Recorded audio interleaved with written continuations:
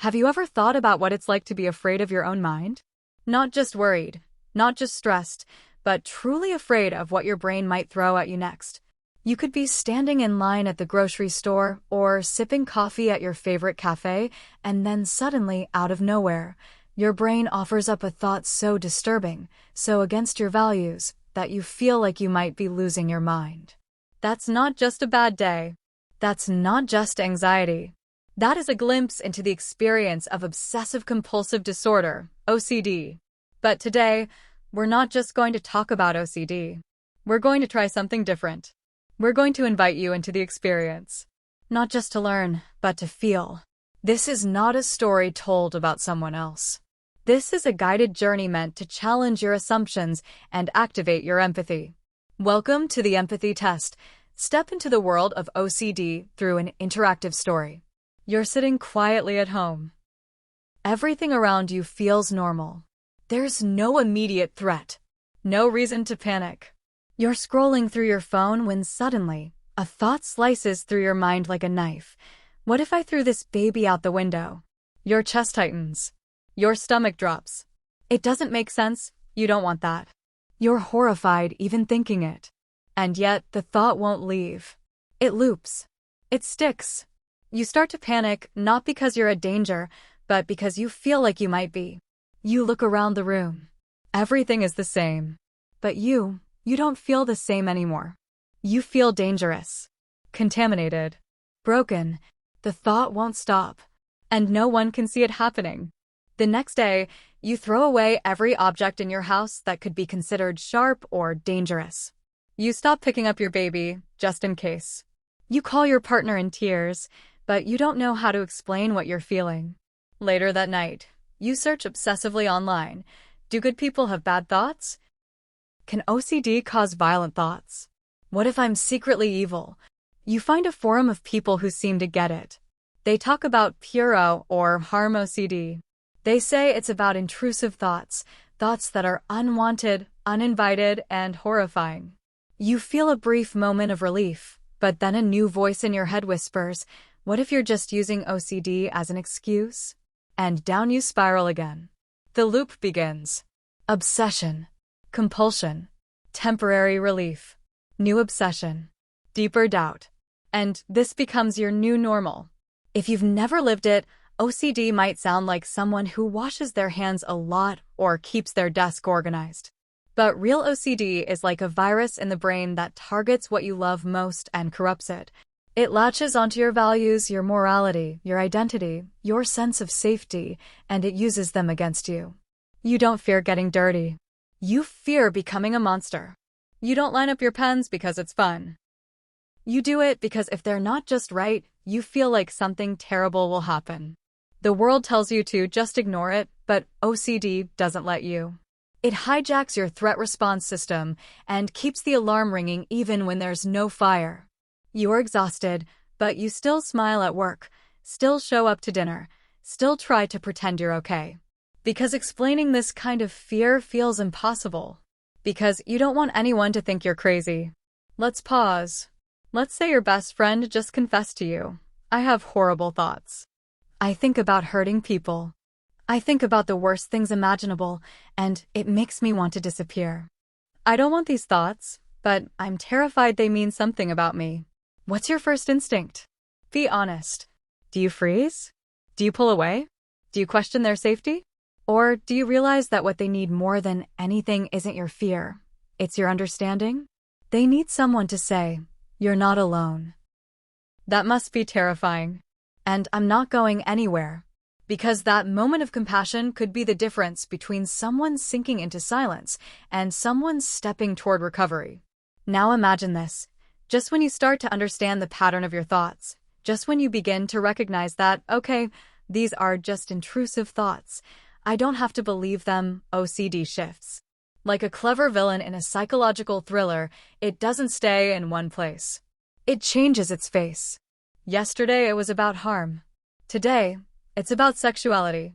Tomorrow, it might be about religion. You walk past a church and feel a jolt of anxiety because your brain whispers, what if I'm blasphemous? You see a child and feel immediate dread. What if I'm a pedophile? Your partner smiles at you and your brain throws this at you. What if I don't love them? It's relentless. Each time you think you've gained ground, OCD moves the goalposts. It doesn't play fair. It exploits your morality, your love, your fear of causing harm. And every time it shifts, the doubt returns. What if this time it's real? What if this isn't OCD anymore? You're in a relationship with someone kind, patient, and supportive. They've held your hand through panic attacks. They've reminded you 1,000 times that you're a good person. But now, your OCD locks onto them. You start obsessing. What if I don't really love them? What if I'm faking it? What if they deserve better? What if I stay just because I'm scared to leave? Every sweet moment is tainted by fear. You analyze every glance, every kiss, every conversation, looking for evidence to prove or disprove your feelings. You confess your doubts to your partner, but they're confused. Hurt. They don't understand that this isn't about them. This is OCD attacking the very thing you cherish most, connection. You wish you could just feel the love without the static. But OCD puts a wall between your heart and your thoughts. You're in the same room, but miles apart. Now comes the darkest part. The one most people won't talk about. The fear that keeps sufferers silent, isolated, and ashamed. You're playing with your niece or nephew, just being silly. And then out of nowhere, your brain screams, what if you're attracted to them? Your heart races. You pull away. You question your identity, your morality, your past. You replay every second of interaction. Did I smile too much? Did I linger? Was that thought proof? You feel disgusting. You want to confess to someone, anyone, but how do you say it? How do you explain that this thought terrifies you, that it goes against everything you are, everything you believe? The fear isn't that you'll act. The fear is that you already are. This is PCD, pedophilia-themed OCD. It's not a joke. It's not dangerous. But it is agonizing. And most people who experience it never speak of it because they're terrified of being misunderstood, judged, or even reported. So they suffer in silence. Now imagine you've found help. Real help. A therapist who understands OCD, not just in theory, but in experience. You start exposure and response prevention therapy, ARP. You learn to sit with the thoughts, to feel the fear, and not do the compulsion. You learn to say, maybe I'm a bad person, and I'm willing to live with that uncertainty. It's brutal. It's counterintuitive. It's emotionally exhausting. But little by little, you reclaim your life. The thoughts are still there, but they don't rule you. They come and go like unwanted guests, and you learn not to roll out the red carpet. You stop fighting. You stop apologizing for your brain. You start living again. Quietly. Gently. With courage most people will never see. That's what recovery from OCD looks like, not perfection, not erasing thoughts, but learning how to coexist with the storm without losing yourself in it. Let's flip the script again. This time, someone you love tells you their darkest fear. They whisper the kind of thought they've never dared say out loud. They're shaking, terrified. Their eyes search yours for a sign that you'll pull away, that you'll think less of them. But you don't flinch. You stay. You breathe. And you say, thank you for trusting me. I can't imagine how hard that was to share. I believe you. I'm here. That response? That moment? It becomes a turning point in their story. That's how empathy works. It doesn't fix everything, but it makes healing possible. It opens a door. It reminds them they're not alone. OCD is not a punchline. It's not a personality quirk. It's not about being neat or organized or quirky. It's a relentless, invisible war inside the mind. A war fought quietly, daily, bravely. And the people who live with it? They are some of the most thoughtful, moral, and compassionate humans you will ever meet. Why? Because their entire existence revolves around trying to make sure they never, ever hurt anyone. So maybe, instead of judgment, we offer curiosity. Instead of dismissal, we offer validation. Instead of silence, we offer listening. Because the more we understand OCD, the more we become a world where sufferers don't have to suffer in hiding.